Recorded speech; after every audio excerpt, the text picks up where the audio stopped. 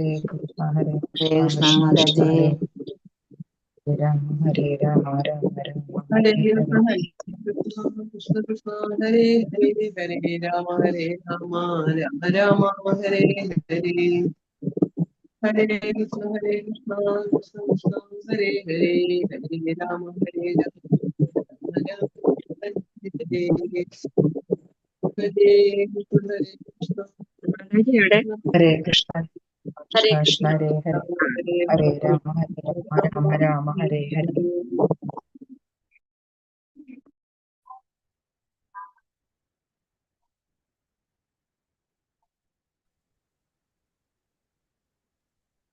നല്ല നെറ്റിന്റെ പ്രശ്നം കാരണം എനിക്ക് ക്ലാസ്സിൽ കയറാൻ പറ്റിയില്ല മാതാജി. സാരല്ല, ലൈവ് കണ്ടാ മതി കേട്ടോ. ഹരേ കൃഷ്ണ. ഓം നമോ ഭഗവതേ വാസുദേവായ. ഓം നമോ ഭഗവതേ വാസുദേവായ. ഓം നമോ ഭഗവതേ വാസുദേവായ. ഓം അജ്ഞാനതിമിരാന്ധസ്യ ജ്ഞാനാഞ്ജനാശലാകയ ചക്ഷുരുന്മീലിതം യേന തസ്മൈ ശ്രീ ഗുരവേ നമഃ. നമോ വിഷ്ണുപാദായ കൃഷ്ണപ്രേഷ്ഠായ ഭൂതലേ ശ്രീമതേ ഭക്തിവേദാന്ത സ്വാമിനിധി നാമിനേ. നമസ്തേ സാരസ്വതേ ദേവേ ഗൗരവാണി പ്രചാരിണേ നിർവിശേഷ ശൂന്യവാദി പാശ്ചാത്യ ദേശധാരിണേ. ജയ ശ്രീ കൃഷ്ണ ചൈതന്യ പ്രഭു നിത്യാനന്ദ ശ്രീ അദ്വൈത ഗദാധര ശ്രീവാസാദി ഗൗര ഭക്ത വൃന്ദ. ഹരേ കൃഷ്ണ കൃഷ്ണ കൃഷ്ണ ഹരേ ഹരേ. ഹരേ രാമ രാമ രാമ ഹരേ ഹരേ. ഹരേ കൃഷ്ണ കൃഷ്ണ കൃഷ്ണ ഹരേ ഹരേ. ഹരേ രാമ രാമ രാമ ഹരേ ഹരേ. ഹരേ കൃഷ്ണ. ശ്രീ ശ്രീ രാധാ ഗോവിന്ദ ടെമ്പിൾ ഇസ്കോൺ ബാംഗ്ലൂരിന്റെ ഭഗവത്ഗീത ക്ലാസ്സിലേക്ക് എല്ലാവർക്കും സ്വാഗതം. ഹരേ കൃഷ്ണ. എല്ലാവർക്കും പ്രണാമം. ഹരേ കൃഷ്ണ. ഹരേ കൃഷ്ണ മാതാജി. ഹരേ കൃഷ്ണ മാതാജി. ഹരേ കൃഷ്ണ. ഉഷ മാതാജി രണ്ടാളുണ്ടല്ലോ, അതിൽ ആരാണ് അഡ്മിൻ ആയിട്ടുള്ളത്? ഏത് മാതാജി? ഉഷ പി ഉണ്ട്, ഉഷയുണ്ട്. ഏതാണ്? ഹരേ കൃഷ്ണ മാതാജി.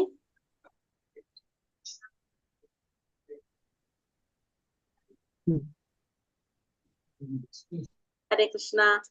ഹരേ കൃഷ്ണ മാതാ. ഞാനാ. ഓക്കെ മാതാജി.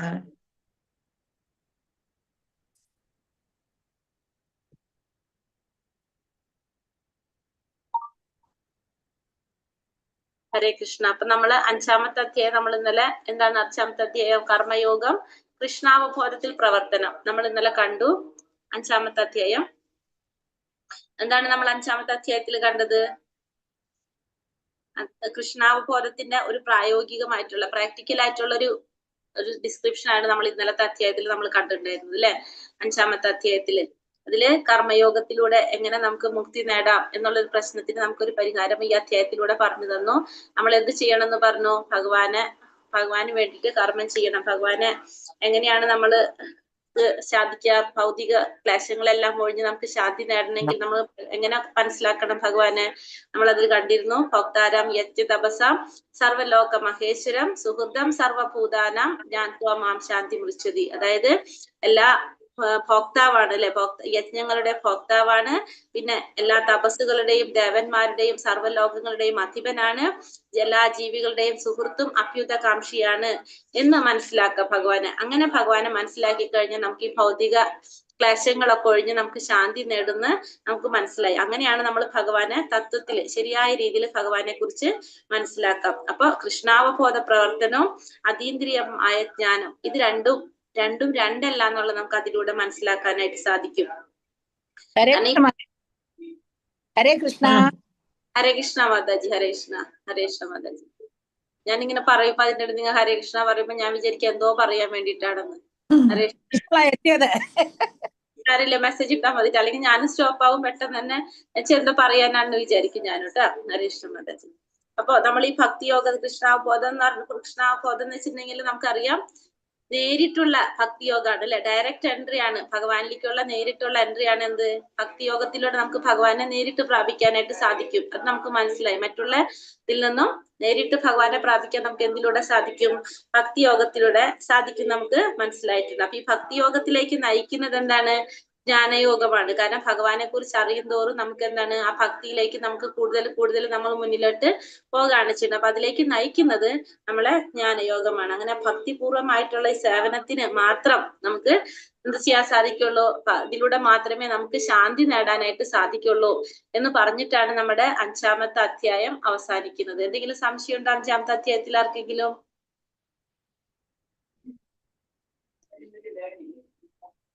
ഹരേ കൃഷ്ണ. ഇല്ല, നമുക്ക് 3ാമത്തെ മാതാജി ഇപ്പൊ കാണിച്ചല്ലേ, കുറച്ച് കഴിഞ്ഞ് മാതാജി ചോദിക്കുമ്പോ ഞങ്ങക്ക് കിട്ടില്ല. ഓക്കെ. ആ ബ്രഹ്മനിർവഹണം ഒന്നുകൂടെ ഒന്ന് പറഞ്ഞാട്ടെ. ബ്രഹ്മനിർവാണം പൂകണതോ?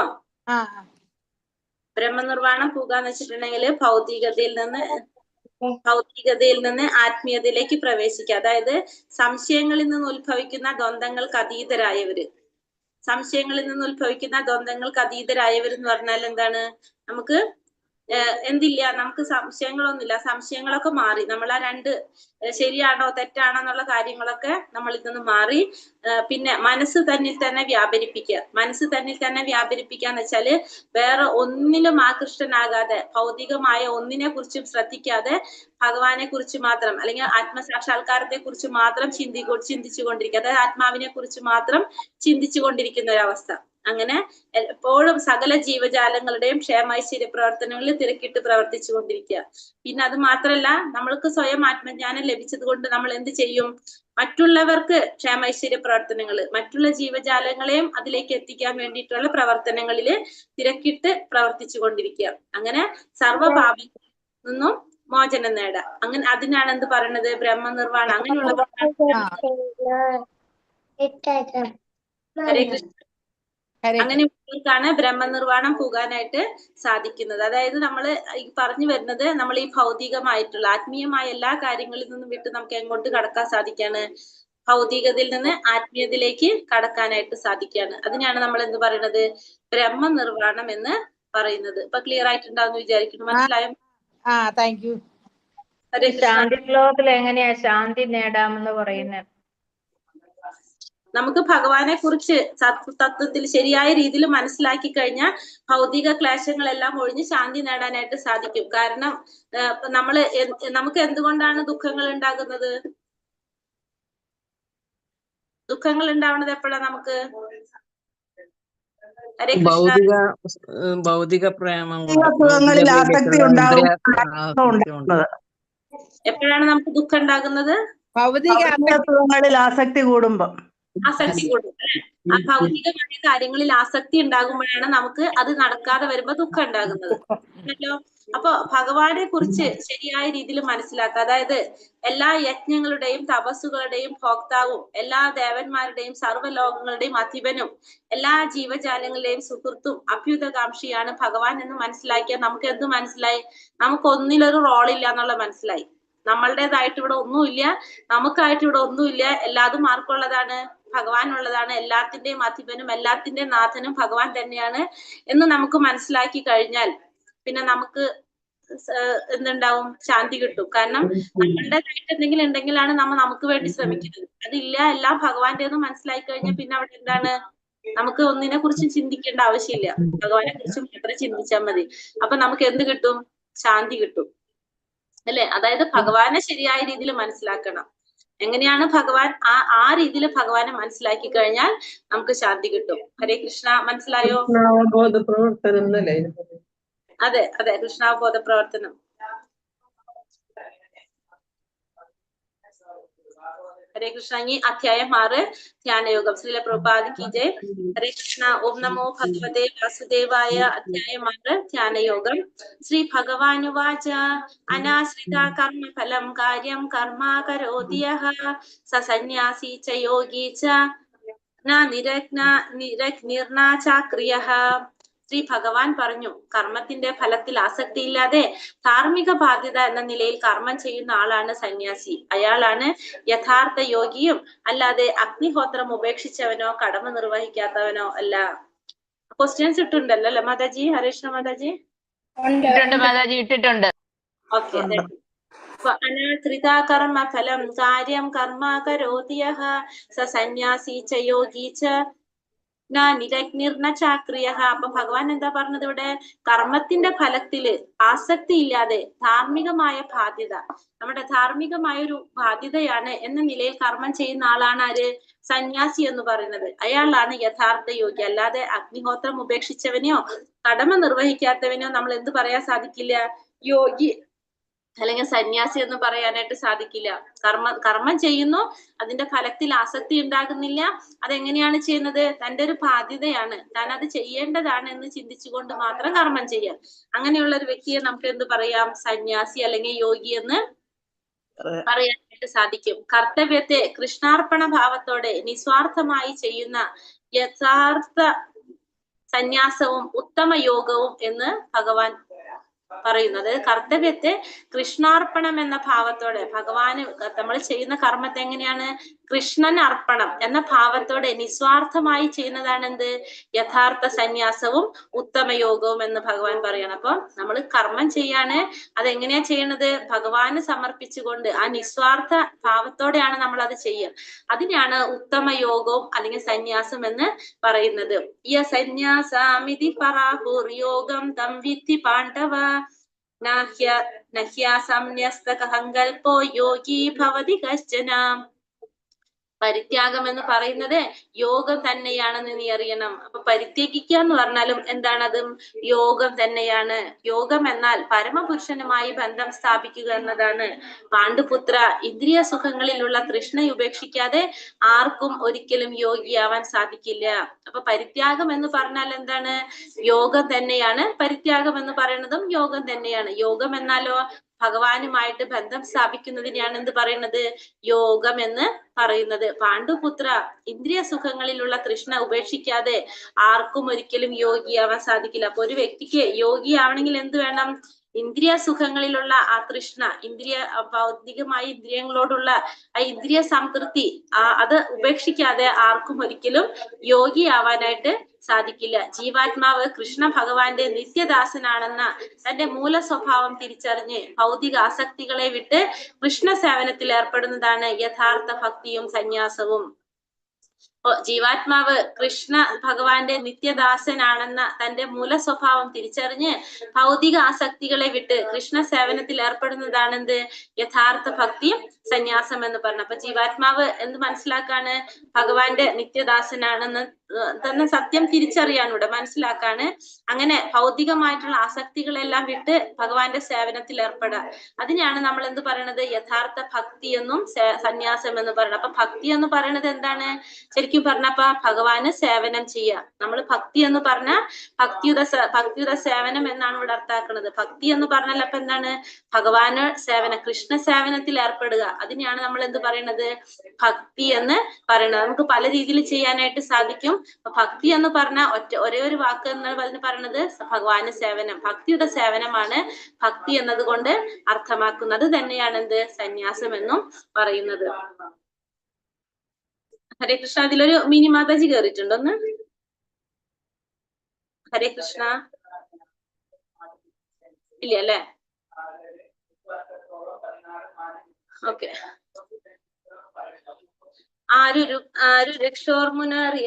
ആരു രക്ഷോർമുനേർ യോഗം കർമ്മ കാരണമുച്യത്തെ യോഗാരൂഢസ്യ തസ്സൈവ ശമാ കാരണമുച്യത്തെ. അഷ്ടാംഗ യോഗ പദ്ധതിയിൽ പ്രാരംഭകനായ സാധകന് കർമ്മമത്രേ മാർഗം. യോഗസിദ്ധിയാൽ ഉയർന്നവനാകട്ടെ എല്ലാ ഭൗതിക പ്രവർത്തനങ്ങളുടെയും നിരോധനമാണ് ഉപായം. അപ്പൊ അഷ്ടാംഗ യോഗ പദ്ധതിയില് പ്രാരംഭകനായിട്ടുള്ള ഒരു സാധകൻ, അപ്പൊ അഷ്ടാംഗ യോഗ പദ്ധതിയില് തുടക്കക്കാരനായിട്ടുള്ള ഒരു വ്യക്തിക്ക് കർമ്മമാണ് എന്ത്? മാർഗമെന്ന് പറയുന്നത്. യോഗസിദ്ധിയാൽ ഉയർന്നവനാകട്ടെ എല്ലാ ഭൗതിക പ്രവർത്തനങ്ങളുടെയും നിരോധനമാണ് ഉപായം. അപ്പൊ യോഗസിദ്ധിയിൽ ഉയർന്നൊരു വ്യക്തിയാണെങ്കിലോ ഭൗതികമായിട്ടുള്ള എല്ലാ പ്രവർത്തനങ്ങളും നിരോധിക്കാം. യോഗസിദ്ധിയിൽ ഉയർന്നു കഴിഞ്ഞാൽ ആ വ്യക്തി എന്ത് ചെയ്യണം? ഭൗതികമായിട്ടുള്ള എല്ലാ പ്രവർത്തനങ്ങളുടെയും നിരോധനം, അതാണ് ഉപായമായിട്ട് പറയുന്നത്. പക്ഷെ അഷ്ടാംഗ യോഗ പദ്ധതിയിലെ പ്രാരംഭനായിട്ട് സാധകനം ചെയ്യണം കർമ്മമാണ് ആ വഴി, അതിലേക്കുള്ള വഴി എന്താണ്? കർമ്മമാണ്. പക്ഷെ ഇതിൽ യോഗസിദ്ധിയിൽ ഉയർന്നവനാണെങ്കിൽ എന്ത് ചെയ്യണം? ഭൗതിക പ്രവർത്തനങ്ങളുടെ എല്ലാം നിരോധനമാണ് ചെയ്യേണ്ടത്. പരമപുരുഷനുമായി ബന്ധിപ്പിക്കുന്നതിന് യോഗം എന്ന് പറയുന്നു. അതിന്റെ വിവിധ ഘടകങ്ങളായ ജ്ഞാനയോഗം, ധ്യാനയോഗം, ഭക്തിയോഗം മുഖേന ആത്മാവ് ആത്മസാക്ഷാത്കാരത്തിന്റെ ഉന്നതിയിലേക്ക് വരുന്നു. അപ്പൊ പരമപുരുഷനുമായിട്ട് ബന്ധിപ്പിക്കുന്നതിനെയാണ് നമ്മൾ എന്ത് പറയുന്നത്? യോഗം എന്ന് പറയുന്നത്. അതിന്റെ വിവിധ ഘടകങ്ങൾ ഏതൊക്കെയാവാം? ഭക്തിയോഗം, ജ്ഞാനയോഗം, ധ്യാനയോഗം. ഇതുവഴി എന്ത് ചെയ്യാൻ സാധിക്കാണ്? ആത്മാവിന് ആത്മസാക്ഷാത്കാരത്തിലേക്ക് ഉയരാനായിട്ട് സാധിക്കാണ്. യഥാ ഹീനേന്ദ്രിയാർത്ഥേഷു ന കർമ്മസ്വേനുഷജ്ജതേ സർവസങ്കൽപ്പ സന്യാസി യോഗാരൂഢാസ്തദോച്യത്തെ. ഭൗതിക തൃഷ്ണകളെല്ലാം ത്യജിച്ച് ഇന്ദ്രിയ സുഖങ്ങൾക്ക് വേണ്ടി ഫലം ഉദ്ദേശിച്ചോ യാതൊന്നും പ്രവർത്തിക്കാത്ത ആളെ യോഗാരൂഢൻ എന്ന് പറയുന്നു. അപ്പൊ എങ്ങനെയാണ്? ഭൗതികമായ തൃഷ്ണകളെല്ലാം ത്യജിച്ച് നമ്മുടെ ഭൗതികമായ എല്ലാ ആഗ്രഹങ്ങളും കളഞ്ഞ് ഇന്ദ്രിയ സുഖങ്ങൾക്ക് വേണ്ടിയോ അല്ലെങ്കിൽ ഫലം ഉദ്ദേശിച്ചോ യാതൊന്നും പ്രവർത്തിക്കാത്ത ആളെ യോഗാരൂഢൻ എന്ന് പറയും. അപ്പൊ യോഗാരൂഢൻ എന്ന് പറയുന്ന വ്യക്തി എങ്ങനെയാണ്? ഭൗതികമായ ആഗ്രഹങ്ങളൊന്നും ഉണ്ടാവില്ല, അതെല്ലാം മാറ്റിവെച്ചിട്ടുണ്ടാവും. ഇന്ദ്രിയ സുഖങ്ങൾക്ക് വേണ്ടിയോ ഫലം ഉദ്ദേശിച്ചോ ഒന്നും പ്രവർത്തിക്കുന്നില്ല. അങ്ങനെയുള്ള വ്യക്തിയാണ് ആര്?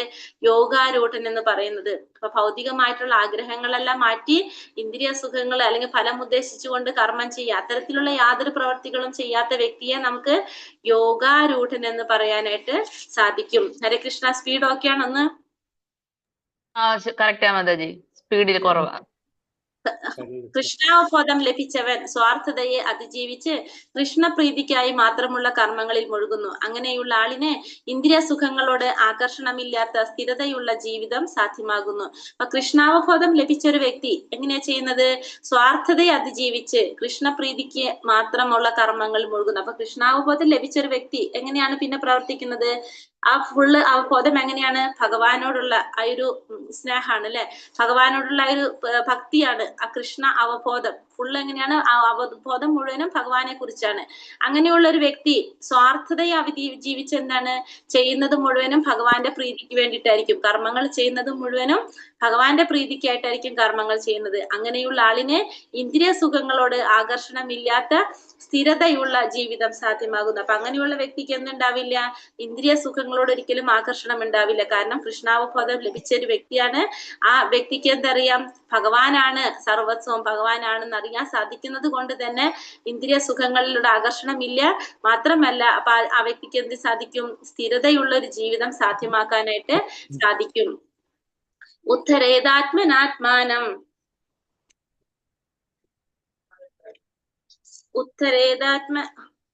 ഹരേ കൃഷ്ണ. എന്താ പറഞ്ഞത്? 4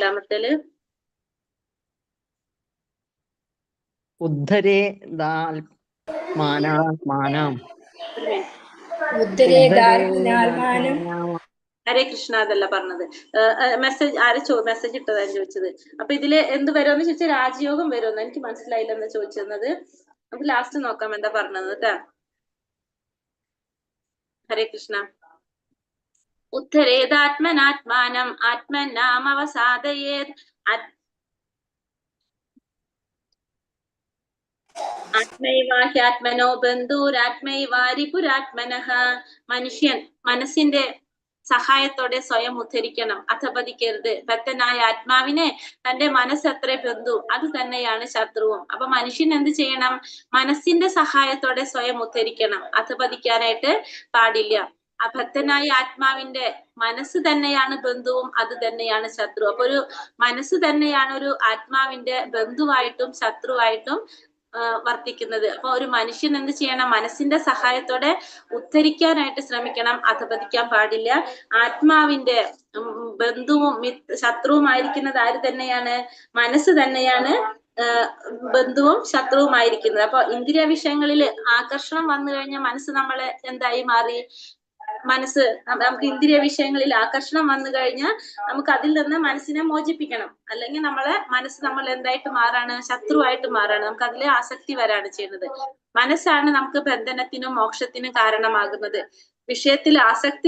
വിഷയാസക്തിയിൽ ഭൗതികതയിൽ ബന്ധിക്കപ്പെടുന്നു. അപ്പൊ ഇന്ദ്രിയ വിഷയങ്ങളിൽ ആസക്തി ഉണ്ടാവുമ്പോൾ നമുക്ക് ഈ ഭൗതികതയിൽ നമ്മളെ ബന്ധിക്കപ്പെടാണ് ചെയ്യുന്നത്. കൃഷ്ണാവബോധത്തിൽ നിലനിൽക്കുമ്പോൾ ബന്ധനത്തിൽ നിന്ന് മോചനം ലഭിക്കും. കൃഷ്ണാവബോധത്തിൽ നിലനിൽക്കുമ്പോൾ നമുക്ക് എന്ത് കിട്ടും? ആ ബന്ധനത്തിൽ നിന്ന് നമുക്ക് മോചനം ലഭിക്കും. അല്ലെങ്കിൽ നമുക്ക് എന്താണ് സംഭവിക്കുന്നത്? നമ്മള് ആ ഭൗതികതയിൽ ബന്ധിക്കപ്പെടാണ് ചെയ്യുന്നത്. അതിൽ ആസക്തി വരുമ്പോൾ നമ്മൾ ഭൗതികതയിൽ ബന്ധിക്കപ്പെടും. അതല്ല, കൃഷ്ണാവബോധത്തിൽ നിലനിൽക്കുമ്പോൾ നമുക്ക് ആ ബന്ധനത്തിൽ നിന്ന് നമുക്ക് മോചനം ലഭിക്കും. ബന്ധുരാത്മനാസ്തസ്യ യേനാത്മൈവാത്മനാജിതഃ അനാത്മനസ്തു ശത്രുത്വേ വർത്തേദാത്മൈവ ശത്രുവത്. മനസ്സിനെ ജയിച്ചവന് മനസ്സ് തന്നെയാണ് ഉറ്റ സുഹൃത്ത്. അതിന് കഴിയാത്തവനാകട്ടെ മനസ്സ് പരമശത്രുവുമായിരിക്കും. അപ്പോ മനസ്സിനെ ജയിച്ചു കഴിഞ്ഞാൽ മനസ്സ് നമ്മുടെ ആരായിട്ട് മാറാണ്? ഉറ്റ സുഹൃത്തായിട്ട് മാറും. അതിന് കഴിഞ്ഞില്ലെങ്കിലോ മനസ്സ് നമ്മുടെ ശത്രുവായിട്ട് മാറും. മനസ്സിനെ ജയിച്ചാൽ മനസ്സ് നമ്മുടെ മിത്രമായിരിക്കും. അതിന് സാധിച്ചില്ലെങ്കിൽ മനസ്സ് നമ്മുടെ ശത്രുവായിരിക്കും. മനസ്സിനെ നിയന്ത്രിക്കാതെ യോഗാനുഷ്ഠാനം സാധ്യമല്ല. മനോജയത്തിലൂടെയും ഭഗവാന്റെ നിർദ്ദേശങ്ങൾ അനുസരിച്ച് മാത്രമേ ജീവാത്മാവ് തന്റെ ഉന്നത ലക്ഷ്യത്തെ നേടാൻ കഴിയൂ. അപ്പോ മനസ്സിനെ നിയന്ത്രിക്കാതെ നമുക്ക് എന്ത് ചെയ്യാൻ സാധിക്കില്ല? യോഗാനുഷ്ഠാനം ചെയ്യാനായിട്ട് സാധിക്കില്ല. മനോജയത്തിലൂടെയും ഭഗവാന്റെ നിർദ്ദേശങ്ങൾ അനുസരിച്ച് മാത്രമേ ജീവാത്മാവ് തന്റെ ഉന്നത ലക്ഷ്യത്തെ നേടാനായിട്ട് കഴിയുള്ളൂ. അപ്പൊ മനസ്സിനെ നിയന്ത്രിക്കാൻ വേണ്ടിയിട്ടാണ് നമുക്ക് ഈ അഷ്ടാംഗ യോഗ പദ്ധതിയൊക്കെ കൊണ്ടുവന്നിരിക്കുന്നതിന്റെ ഉദ്ദേശം തന്നെ. അപ്പൊ മനസ്സിനെ ജയിച്ചു കഴിഞ്ഞാൽ മനസ്സിനെ നമുക്ക് മിത്രമാക്കാൻ പറ്റും. അല്ലെങ്കിൽ അത് നമ്മുടെ ശത്രുവായിട്ട് മാറാണ് ചെയ്യുന്നത്.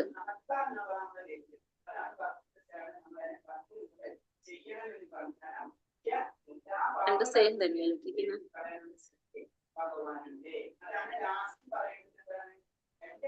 ജിതാത്മന പ്രശാന്തസ്യ പരമാത്മാ സമാഹിതഃ ശീതോഷ്ണ സുഖ ദുഃഖേഷു തഥാ മാനാപമാനയോ. മനസ്സിനെ കീഴടക്കിയവൻ ശാന്തി നേടുകയാൽ പരമാത്മാവിനെ പ്രാപിച്ചു കഴിഞ്ഞു. അങ്ങനെയുള്ള ആൾക്ക് തണുപ്പും ചൂടും സുഖവും ദുഃഖവും മാനവും അപമാനവും എല്ലാം ഒന്നുപോലെ തന്നെയാണ്. അപ്പൊ മനസ്സിനെ കീഴടക്കി കഴിഞ്ഞാൽ എന്താണ്? ആ വ്യക്തിക്ക് ശാന്തി നേടാനായിട്ട് സാധിക്കും, പരമാത്മാവിനെ പ്രാപിക്കാനായിട്ട് സാധിക്കും. അങ്ങനെയുള്ള ഒരാൾക്ക് തണുപ്പും ചൂടും സുഖവും ദുഃഖവും മാനവും അപമാനവും എല്ലാം ഒന്നുപോലെ തന്നെയാകും. അപ്പൊ മനസ്സിനെ കീഴടക്കാനായിട്ട് സാധിച്ചു കഴിഞ്ഞാൽ, നമുക്ക് മനസ്സിനെ നിയന്ത്രിക്കാൻ സാധിച്ചു കഴിഞ്ഞാൽ നമുക്ക് എന്ത് ചെയ്യാൻ സാധിക്കും? പരമാത്മാവിനെ പ്രാപിക്കാൻ കഴിയും, ശാന്തി നേടാനായിട്ട് കഴിയും. അങ്ങനെയുള്ള ഒരു വ്യക്തിക്ക് ചൂടും തണുപ്പും സുഖവും ദുഃഖവും മാനവും അപമാനവും എല്ലാം ഒരേപോലെ തന്നെയാണ് തോന്നുന്നത്. മനസ്സിനെ മായാശക്തിയിൽ നിന്ന് വിടുവിച്ച് യോഗാനുഷ്ഠാനത്തിലൂടെ നിയന്ത്രിക്കുമ്പോൾ ജീവിത ലക്ഷ്യം പ്രാപിക്കാനാകും. എപ്പോഴാണോ നമുക്ക് മനസ്സിനെ ആ മായാശക്തിയിൽ നിന്ന് വിടുവിച്ച് യോഗാനുഷ്ഠാനത്തിലൂടെ നിയന്ത്രിക്കാൻ സാധിക്കുന്നത്, അപ്പോൾ നമ്മുടെ ജീവിതത്തിന്റെ ലക്ഷ്യം പ്രാപിക്കാനായിട്ട് സാധിക്കും. നമ്മുടെ ജീവിത ലക്ഷ്യം എന്താണ്? നമുക്ക് പരമമായ ലക്ഷ്യം ഭഗവാനെ പ്രാപിക്കുക എന്നുള്ളതാണ്, ആത്മസാക്ഷാത്കാരം നേടുക എന്നുള്ളതാണ്. അതിനെ നമുക്ക് സാധിക്കും എങ്ങനെയാണെങ്കിൽ മനസ്സിനെ നിയന്ത്രിക്കാൻ സാധിച്ചു കഴിഞ്ഞാൽ. ജ്ഞാന വിജ്ഞാന തൃപ്താത്മാ കുടസ്ഥോ വിജിതേന്ദ്രിയഃ യുക്ത ഇത്യുച്യതേ യോഗി സമലോഷ്ടോഷ്മ കാഞ്ചനഃ. ജ്ഞാനം കൊണ്ടും സാക്ഷാത്കാരം കൊണ്ടും തികച്ചും സംതൃപ്തനായ ഒരാളെ ആത്മസാക്ഷാത്കാര നിഷ്ഠനായ യോഗി എന്ന് പറയാം. ആത്മസംയമിയായ അയാൾ അഭൗതികതയിൽ സ്ഥിതി ചെയ്യുന്നു. അയാളുടെ ദൃഷ്ടിയിൽ കല്ലും മണ്ണും സ്വർണവും ഒന്നുപോലെ തന്നെയാണ്. അപ്പൊ ജ്ഞാനം കൊണ്ടും സാക്ഷാത്കാരം കൊണ്ടും തികച്ചും സംതൃപ്തനായ ഒരാളെ നമുക്ക് എന്തെന്ന് പറയാം? ആത്മസാക്ഷാത്കാര നിഷ്ഠനായ യോഗി എന്ന് പറയാനായിട്ട് സാധിക്കും. ആത്മസംയമിയായ അയാൾ അഭൗതികതയിൽ സ്ഥിതി ചെയ്യുന്നത് കൊണ്ട് അയാളുടെ ദൃഷ്ടിയിൽ എന്താണ്? കല്ലും മണ്ണും സ്വർണവും എല്ലാം ഒരുപോലെ തന്നെ കാണാനായിട്ട്, എല്ലാത്തിനെയും ഒരുപോലെ കാണാനായിട്ട് ആ വ്യക്തിക്ക് സാധിക്കും. അപ്പൊ ജ്ഞാനം കൊണ്ടും സാക്ഷാത്കാരം കൊണ്ടും സംതൃപ്തനായ, തികച്ചും സംതൃപ്തനായ ഒരാളെ നമുക്ക് ആത്മസാക്ഷാത്കാര നിഷ്ഠനായ യോഗി എന്ന് പറയാനായിട്ട് സാധിക്കും. ആ വ്യക്തി എങ്ങനെയാണ്? അഭൗതികതയിലാണ്, ഭൗതികതയിൽ നിന്ന് മാറിയ വ്യക്തി ഭൗതികതയിലാണ് സ്ഥിതി ചെയ്യുന്നത്. അപ്പൊ ആ ഭൗതികതയിൽ സ്ഥിതി ചെയ്യുന്നത് കൊണ്ട് തന്നെ അയാളുടെ ദൃഷ്ടിയിൽ എന്താണ്? കല്ലും മണ്ണും സ്വർണവും എല്ലാം ഒരുപോലെയാണെന്ന് നമുക്ക് പറയാനായിട്ട് സാധിക്കും. ലൗകിക പാണ്ഡിത്യം കൊണ്ട് കൃഷ്ണാവബോധം ലഭിക്കുന്നില്ല. ശുദ്ധ ഭക്തിയും ഭഗവത് സേവനവുമാണ് ആത്മസാക്ഷാത്കാരത്തിന് വഴി കാണിക്കുന്നത്. അപ്പൊ നമുക്ക് ലൗകികമായ പാണ്ഡിത്യം കൊണ്ട് നമുക്ക് ഒരിക്കലും എന്ത് ലഭിക്കില്ല? കൃഷ്ണാവബോധം ലഭിക്കില്ല. കാരണം നമ്മൾ പറഞ്ഞു, നമുക്ക് ആത്മീയമായ ഒരു അറിവ്, ഭഗവാനെ കുറിച്ച് അറിഞ്ഞാൽ മാത്രമേ നമുക്ക് എന്ത് മനസ്സിലാകുള്ളൂ? ഭഗവാനെ കുറിച്ച് കൃഷ്ണാവബോധം നമുക്ക് മനസ്സിലാക്കാനായിട്ട് സാധിക്കുള്ളൂ. ശുദ്ധ ഭക്തിയും ഭഗവത് സേവനവുമാണ് ആത്മസാക്ഷാത്കാരം നേടാനായിട്ടുള്ള ഒരേ ഒരു വഴി. എന്താണ്? ശുദ്ധ ഭക്തി. ഭക്തി ഉണ്ടാവണം, ഭഗവാന്റെ സേവനം ചെയ്യണം. അതിലൂടെ മാത്രമേ നമുക്ക് സാക്ഷാത്കാരം നേടാനായിട്ട് സാധിക്കുള്ളൂ. ഇതിൽ പറയുന്നുണ്ട്, അഥ ശ്രീകൃഷ്ണ നാമാതി ന ഭാവേത്രാഹ്യം ഇന്ദ്രിയൈഹി സേവോന്മുഖേഹി ജിഹ്വാതോ സ്വയമേവാസ്ഫുരത്യതഃ. ഭൗതിക മാലിന്യം പൂണ്ട ഇന്ദ്രിയങ്ങളാൽ ശ്രീകൃഷ്ണന്റെ നാമം, രൂപം, ഗുണം, ലീലകള് ഇതിനെ കുറിച്ചൊന്നും ഗ്രഹിക്കാനായിട്ട് നമുക്ക് സാധിക്കില്ല. ഭഗവത് സേവനം കൊണ്ട് പൂരിതമാകുമ്പോൾ മാത്രമേ നമുക്ക് ഭഗവാന്റെ നാമം, രൂപം, ഗുണം, ലീലകൾ ഇതിനെ കുറിച്ച് മനസ്സിലാക്കാനായിട്ട് സാധിക്കുള്ളൂ. അപ്പൊ നമ്മുടെ ഇന്ദ്രിയങ്ങൾ എങ്ങനെയുള്ളതാണ്? മാലിന്യം നിറഞ്ഞതാണ്. അതുകൊണ്ട് തന്നെ നമ്മുടെ ഇന്ദ്രിയങ്ങൾക്ക് ഭഗവാനെ കുറിച്ച് പറയുന്നത് ഗ്രഹിക്കാനായിട്ട് സാധിക്കില്ല. നമ്മൾ എന്ത് ചെയ്യണം? ഭഗവത് സേവനം ചെയ്ത് നമ്മുടെ ഇന്ദ്രിയങ്ങള് പരിപൂർണത നേടുമ്പോൾ, പരിശുദ്ധമാകുമ്പോൾ മാത്രമേ നമുക്ക് ഭഗവാനെ കുറിച്ച്, ഭഗവാന്റെ നാമം, രൂപം, ഗുണം, ലീലകൾ ഇതിനെ കുറിച്ചെല്ലാം ഗ്രഹിക്കാനായിട്ട് സാധിക്കുള്ളൂ. അതിന് നമ്മൾ എന്താ ചെയ്യേണ്ടത്? ഭക്തിയുത സേവനം ചെയ്യണം. ശുദ്ധ ഭക്തി ഉണ്ടാകണം. ഭക്തിയുത സേവനത്തിലൂടെ മാത്രമേ നമുക്കത് സാധിക്കുള്ളൂ. അതുകൊണ്ടാണ് നമ്മൾ എന്ത് പറയണത്? ഭഗവത്ഗീത ക്ലാസ്സുകൾ കേൾക്കണം, ഭാഗവതം ക്ലാസ് കേൾക്കണം, നാമം ജപിക്കണം എന്ന് പറയുന്നത്. ഈ പ്യൂരിഫിക്കേഷൻ നടക്കുന്നത് ഇതിലൂടെയാണ്. അതുകൊണ്ടാണ് ഇത് നമുക്ക് അത്യാവശ്യമാണെന്ന് പറയുന്നത്. അത് ഭക്തിരസാമൃത സിന്ധുവിൽ പറയുന്നുണ്ട്, നമ്മൾ പഠിക്കാനുള്ളതാണ് മുന്നിലോട്ട്. അതിൽ പറയുന്നുണ്ട്, അഥ ശ്രീകൃഷ്ണ നാമാതി ന ഭാവേഗ്രാഹ്യം ഇന്ദ്രിയഹി സേവോന്മുഖേഹി ജിഹ്വാത സ്വയമേവാസ്ഫുരത്യതഃ. അതായത് നമുക്ക് മനസ്സിലാക്കാനേ സാധിക്കില്ല. നമ്മുടെ ഇന്ദ്രിയങ്ങൾ കൊണ്ട് നമുക്ക് മനസ്സിലാക്കാൻ സാധിക്കില്ല. ഭൗതികമായ ഇന്ദ്രിയങ്ങളാണ് മാലിന്യം നിറഞ്ഞതാണ്. പരിശുദ്ധമില്ലാത്തത് കൊണ്ട് നമുക്ക് എത്ര പറഞ്ഞാലും അത് ഗ്രഹിക്കാനായിട്ട്, മനസ്സിലാക്കാൻ സാധിക്കില്ല. അത് മനസ്സിലാക്കണമെങ്കിൽ നമ്മൾ എന്ത് ചെയ്യണം? നാമം ജപിക്കണം, ഭഗവാന്റെ കഥകൾ കേൾക്കണം, ഭഗവാനെ കുറിച്ച് അറിയണം. എങ്കിൽ മാത്രമേ നമ്മുടെ ഇന്ദ്രിയങ്ങള് പരിശുദ്ധമായി നമുക്കത് മനസ്സിലാക്കാനായിട്ട് സാധിക്കുള്ളൂ. അപ്പൊ എത്രത്തോളം നമ്മൾ അത് കേൾക്കുന്നോ അത്രത്തോളം വേഗത്തിൽ നമുക്ക് പരിശുദ്ധി വന്നുകൊണ്ടിരിക്കുകയാണ് ചെയ്യുന്നത്. ഇപ്പൊ ചില രണ്ട് ശ്ലോകങ്ങളും ഹരേ കൃഷ്ണ, ഇപ്പൊ ചില രണ്ട് ശ്ലോകങ്ങൾ ഏത് അധ്യായത്തിലാണ്? അധ്യായത്തിലല്ല മാതാജി, ഞാൻ പറഞ്ഞില്ലേ ഭക്തിരസാമൃത സിന്ധു വേറൊരു പുസ്തകമാണത്. അത് പഠിക്കും, നിങ്ങൾ ലൈബ്രറിയിൽ പഠിക്കും. ശരി. സുഹൃൻ മിത്രാരുദാസീന മധ്യസ്ഥ്യേഷു ബന്ധുഷു സാധുഷ്വപി ച പാപേഷു സമാബുദ്ധിർവിശിഷ്യത്തെ. ആ ശ്ലോകം ഭഗവത്ഗീതയിൽ പറയുന്നുണ്ട് കേട്ടോ. ഭഗവത്ഗീത 8ാമത്തെ ശ്ലോകത്തില് ആ ശ്ലോകം കൊടുത്തിട്ടുണ്ട്, കോട്ട് ചെയ്തിട്ടുണ്ട്. 8ാമത്തെ ഭാവാർത്ഥത്തിൽ അത് കോട്ട് ചെയ്തിട്ടുണ്ട്. ഞാനിപ്പോ ചൊല്ലിയ ശ്ലോകം കേട്ടോ.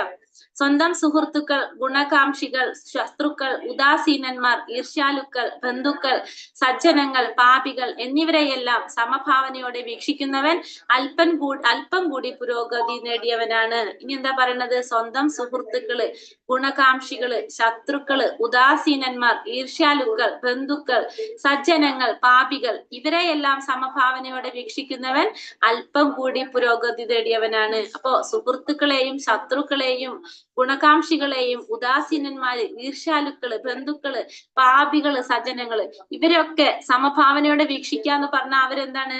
അല്പം കൂടി പുരോഗതി നേടിയവരായിരിക്കും ഈ ശ്ലോകത്തില് പറയാണ്.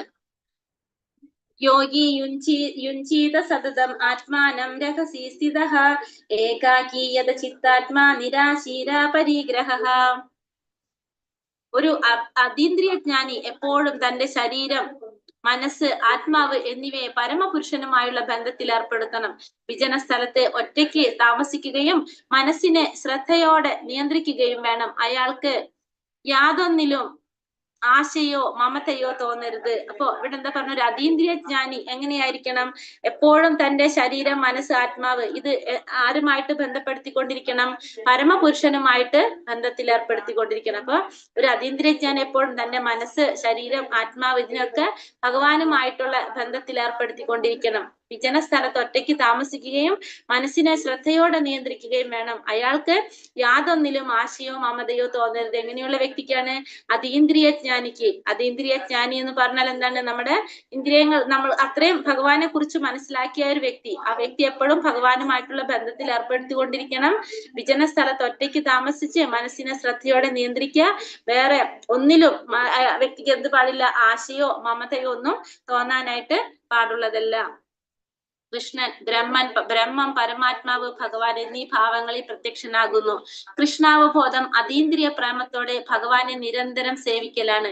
ഭൗതിക വിഷയങ്ങളിൽ നിന്ന് ഒഴിഞ്ഞു നിന്ന് കൃഷ്ണനിൽ ചിന്തയും ഏകാഗ്രതയും പുലർത്തുന്നതാണ് പരിപൂർണത. അപ്പൊ കൃഷ്ണനെ നമുക്ക് 3 ഭാവങ്ങളിൽ നമുക്ക് പ്രാപിക്കാൻ സാധിക്കും. ഏതൊക്കെയാണ്? ബ്രഹ്മം, പരമാത്മ, ഭഗവാൻ. നമുക്കറിയാലോ, ബ്രഹ്മം എന്ന് പറഞ്ഞാൽ ഭഗവാന്റെ ചുറ്റുമുള്ള ഒരു പ്രകാശം, പരമാത്മാവ് എന്ന് പറഞ്ഞാൽ നമ്മുടെ ഉള്ളിലിരിക്കുന്ന പരമാത്മാ രൂപത്തിലിരിക്കുന്ന ഭഗവാൻ, ശംഖചക്ര ഗദാ പത്മത്തോടു കൂടിയ പരമാത്മാവ്, ഭഗവാൻ എന്ന് പറഞ്ഞാൽ സച്ചിദാനന്ദ സ്വരൂപനായിട്ടുള്ള ഭഗവാൻ കൃഷ്ണൻ.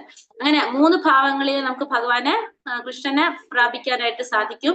കൃഷ്ണാവബോധം അതീന്ദ്രിയ പ്രേമത്തോടെ ഭഗവാനെ നിരന്തരം സേവിക്കലാണ്. അപ്പൊ കൃഷ്ണാവബോധം എന്ന് പറഞ്ഞാൽ എങ്ങനെയാണ്? അതീന്ദ്രിയമായ പ്രേമത്തോടെ ഭഗവാനെ നിരന്തരം സേവിച്ചു കൊണ്ടിരിക്കുക. ഭൗതിക വിഷയങ്ങളിൽ നിന്നൊഴിഞ്ഞ് കൃഷ്ണനിൽ ചിന്തയും ഏകാഗ്രതയും പുലർത്തുന്നതാണ് എന്ത്? പരിപൂർണത. അപ്പൊ പരിപൂർണത എന്ന് പറയുന്നത് എന്താണ്? ഭൗതികമായിട്ടുള്ള എല്ലാ വിഷയങ്ങളിൽ നിന്നൊഴിഞ്ഞ് നമ്മൾ എന്ത് മാത്രം ചിന്തിക്കാണ്? ഭഗവാനെ കുറിച്ച് മാത്രം ചിന്തിക്കുക, ഭഗവാനിൽ മാത്രം ഏകാഗ്രത പുലർത്തുക. അതിനെ നമുക്ക് എന്ത് പറയാം? പരിപൂർണത എന്ന് പറയാനായിട്ട് സാധിക്കും.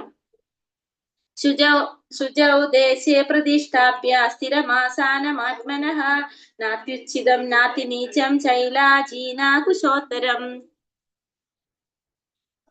തത്രൈകാഗ്രം മനഃ കൃത്വാ യഥാ ചിത്തേന്ദ്രിയാ ക്രിയഃ ഉപവിശ്വാസിനെ കുഞ്ച്യോഗമാത്മാ വിശുദ്ധയേ. യോഗ പരിശീലനത്തിന് ഉദ്ദേശിക്കുന്നവർ ഒരു വിജന സ്ഥലത്ത് പോയി നിലത്ത് കുശപ്പുല്ല് വിരിച്ച് അതിനു മീതെ മാൻതോലും വസ്ത്രവും വിരിക്കണം. അപ്പൊ യോഗ പരിശീലനത്തിന് ഉദ്ദേശിക്കുന്നവർ എന്ത് ചെയ്യണം? ഒരു വിജന സ്ഥലത്ത് പോയിട്ട് നിലത്ത് കുശപ്പുല്ല് വിരിക്കണം. അതിനു മീതെ എന്ത് വേണം? മാൻതോലും വസ്ത്രങ്ങളും വിരിക്കണം. ഇരിപ്പിടം ഉന്നതമോ ഏറെ താഴ്ന്നതോ ആവാനായിട്ട് പാടില്ല. പരിസരം വിശുദ്ധമായിരിക്കണം. യോഗി ഈ ആസനത്തിൽ ഉറച്ചിരുന്ന് മനസ്സിനെയും ഇന്ദ്രിയങ്ങളെയും നിയന്ത്രിച്ച് ഏകാഗ്രചിത്തനായി ആത്മശുദ്ധീകരണത്തിന് വേണ്ടി യോഗം അനുഷ്ഠിക്കണം. യോഗ പരിശീലനത്തിന് ഉദ്ദേശിക്കുന്നവർ എന്ത് ചെയ്യണം? ഒരു വിജന സ്ഥലത്ത് പോയിട്ട് നിലത്ത് കുശപ്പുല്ല് വിരിച്ച് അതിനു മീതെ മാൻതോലും വസ്ത്രങ്ങളൊക്കെ വിരിക്കുക. ഇരിപ്പിടം എങ്ങനെയാവാൻ പാടില്ല? അധികം ഉന്നതമായിട്ടുള്ളതോ ഏറെ താഴ്ന്നതോ ആവാനായിട്ട് പാടില്ല. പരിസരം എങ്ങനെയായിരിക്കണം? വിശുദ്ധമായിട്ടുള്ളതായിരിക്കണം. ശുദ്ധിയായിട്ടുള്ള സ്ഥലമായിരിക്കണം തെരഞ്ഞെടുക്കേണ്ടത്. യോഗി ആ ആസനത്തിൽ ഉറച്ചിരുന്നിട്ട് മനസ്സിനെയും ഇന്ദ്രിയങ്ങളെയും നിയന്ത്രിച്ച് ഏകാഗ്രചിത്തനായിട്ട് ആത്മശുദ്ധീകരണത്തിന് വേണ്ടിയിട്ട് എന്ത് ചെയ്യണം? യോഗം അനുഷ്ഠിക്കണം. അപ്പൊ അതിവിടെ യോഗ പരിശീലനം എങ്ങനെയാണ് ചെയ്യേണ്ടത് എന്നാണ് ഇതിൽ പറയുന്നത്. അതിന് വിജനമായൊരു സ്ഥലം തെരഞ്ഞെടുക്കണം. അവിടെ കുശപ്പുല്ല് വിരിച്ച് അതിന് മീതെ മാൻതോല് വിരിച്ച് വസ്ത്രം വിരിക്കണം. പിന്നെ ഇരിപ്പിടം എങ്ങനെയാവാൻ പാടില്ല? കുറെ ഉയർന്നതും പാടില്ല, താഴ്ന്നതും പാടില്ല. തെരഞ്ഞെടുക്കുന്ന പരിസരം വിശുദ്ധമായിരിക്കണം. അവിടെ ഇരുന്നിട്ട് മനസ്സിനെ ഇന്ദ്രിയങ്ങളെ നിയന്ത്രിച്ച് ഏകാഗ്രചിത്തനായിട്ട് ആത്മശുദ്ധീകരണത്തിന് വേണ്ടിയിട്ട് യോഗം അനുഷ്ഠിക്കണം. തീർത്ഥാടന കേന്ദ്രങ്ങളിലേക്ക് പോയി യോഗവും ധ്യാനവും അഭ്യസിക്കുന്നത് ഭാരതത്തിലെ ആചാരമാണ്. ഇന്ന് ഭൗതിക ലാഭം മാത്രം നോക്കുന്ന യോഗ സംഘടനകൾ ആത്മീയ ലക്ഷ്യത്തിൽ പരാജയപ്പെടുന്നു. കലിയുഗത്തിൽ മോക്ഷത്തിനുള്ള ഏക മാർഗം ഭഗവൻ നാമോച്ചരണമാണെന്ന് ശാസ്ത്രങ്ങൾ പ്രസ്താവിക്കുന്നു. ഇപ്പൊ തീർത്ഥാടന കേന്ദ്രങ്ങളിലേക്ക് പോയിട്ട് യോഗവും ധ്യാനവും അഭ്യസിക്കുന്നത് ഇപ്പൊ ഭാരതത്തിലെ ഒരു ആചാരമാണത്. തീർത്ഥാടന കേന്ദ്രത്തിലൊക്കെ പോയിട്ട് യോഗം ചെയ്യുക, ധ്യാനിക്കുക, അതൊക്കെ ആ ഒരു ആചാരമാണ്. ഇന്ന് ഭൗതിക ലാഭം മാത്രം നോക്കുന്ന യോഗ സംഘടനകൾ ആത്മീയ ലക്ഷ്യത്തിൽ പരാജയപ്പെടുന്നു. അപ്പൊ ഭൗതികമായ ലാഭം മാത്രം നോക്കുന്ന യോഗ സംഘടനകൾ ഉണ്ട്, അത് ആത്മീയമായ ലക്ഷ്യത്തിൽ പരാജയപ്പെടുകയാണ്. കലിയുഗത്തിലെ മോക്ഷത്തിനുള്ള ഏക മാർഗം എന്താണ്? ഭഗവാന്റെ നാമോച്ചാരണമാണെന്ന് ശാസ്ത്രങ്ങളിൽ പ്രസ്താവിക്കുന്നുണ്ട്. സമം കായ ശിരോ ഗ്രീവം ധാരയന്നാചലം സ്ഥിരഃ സംപ്രേക്ഷ്യ നാസികാഗ്രം തുസം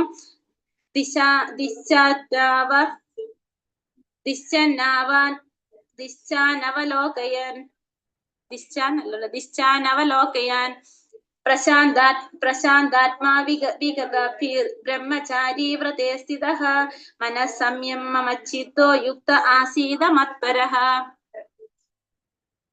തന്റെ ശരീരവും കഴുത്തും ഋജുരേഖയിൽ നിർത്തിക്കൊണ്ട് യോഗി നാസാഗ്രത്തിൽ ദൃഷ്ടി ഉന്നനം. സ്വസ്ഥവും നിയന്ത്രിതവുമായ മനസ്സോടെ നിർഭയനായി ബ്രഹ്മചര്യനിഷ്ഠനായി സഹൃദയസ്ഥനായ എന്നെ ജീവിതത്തിന്റെ ആത്യന്തിക ലക്ഷ്യമെന്ന് ഗ്രഹിച്ച് ധ്യാനിക്കണം. അപ്പൊ തന്റെ ശരീരവും കഴുത്തും ഋജുരേഖയിൽ നിർത്തിക്കൊണ്ട് എങ്ങനെ വേണം? യോഗി നാസാഗ്രത്തില് ദൃഷ്ടി ഉന്നണം. അപ്പൊ ശരീരവും കഴുത്തും ഋജുരേഖയിൽ നിർത്തിക്കൊണ്ട് യോഗി എന്ത് ചെയ്യണം? നാസാഗ്രത്തില്, നമ്മളെ നാസത്തിന്റെ അഗ്രത്തില് ദൃഷ്ടി ഉന്ന. അപ്പൊ സ്വസ്ഥവും നിയന്ത്രിതവുമായ മനസ്സോടെ നിർഭയനായിട്ട് ബ്രഹ്മചര്യാനിഷ്ഠനായി ഹൃദയസ്ഥനായ എന്നെ ജീവിതത്തിന്റെ ആത്യന്തിക ലക്ഷ്യമെന്ന് ഗ്രഹിച്ച് ധ്യാനിക്കണം. അപ്പൊ ഭഗവാൻ എങ്ങനെ ധ്യാനിക്കണം എന്നാ പറയണത്? ശരീരവും കഴുത്തും ഋജുരോഗയിൽ നിർത്തിക്കൊണ്ട് യോഗി എന്ത് ചെയ്യണം? നാസത്തിന്റെ അഗ്രത്തിൽ ദൃഷ്ടിയൂന്നി സ്വസ്ഥമായിട്ട് നിയന്ത്രിതമായ മനസ്സോടെ നിർഭയനായിട്ട് ബ്രഹ്മചര്യാനിഷ്ഠനായിട്ട് സ്വന്തം ഹൃദയത്തില് കുടികൊണ്ടിരിക്കുന്ന ആ ഭഗവാനെ ആത്യന്തിക ലക്ഷ്യം എന്ന് വിചാരിച്ചുകൊണ്ട് എന്ത് ചെയ്യണം? ധ്യാനിക്കണം. യോഗം ഹൃദയത്തിലെ കൃഷ്ണനിലേക്കുള്ള ശുദ്ധമായ യാത്രയാണ്. ഇന്ദ്രിയ വിഷയങ്ങളെ വിട്ടു ബ്രഹ്മചര്യത്തിൽ നിലനിൽക്കുമ്പോൾ അത് സഫലമാകുന്നു. കൃഷ്ണാവബോധം ലഭിച്ച് അങ്ങനെയുള്ള ഭക്തൻ തന്നെ ഉത്തമ യോഗിയാകുന്നു. അപ്പൊ യോഗം എന്ന് പറയുന്നത് ഹൃദയത്തിലെ കൃഷ്ണനിലേക്കുള്ള ശുദ്ധമായ യാത്രയാണ്. നമ്മുടെ ഉള്ളിൽ ആരുണ്ട്? പരമാത്മാ രൂപത്തില് ഭഗവാനുണ്ട്. ഇന്ദ്രിയ വിഷയങ്ങളെ വിട്ടു ബ്രഹ്മചര്യത്തിൽ നിലനിൽക്കുമ്പോൾ അത് സഫലമാകുന്നു. കൃഷ്ണാവബോധം ലഭിച്ച് അങ്ങനെയുള്ള ഭക്തൻ ഉത്തമ യോഗിയാകുന്നു. അപ്പം കൃഷ്ണാവബോധം ലഭിച്ച് അങ്ങനെയുള്ള ഒരു ഭക്തൻ എന്തായിട്ട് മാറാൻ? ഒരു ഉത്തമ യോഗിയായിട്ട് മാറാനായിട്ട് ആ ഭക്തന് സാധിക്കും.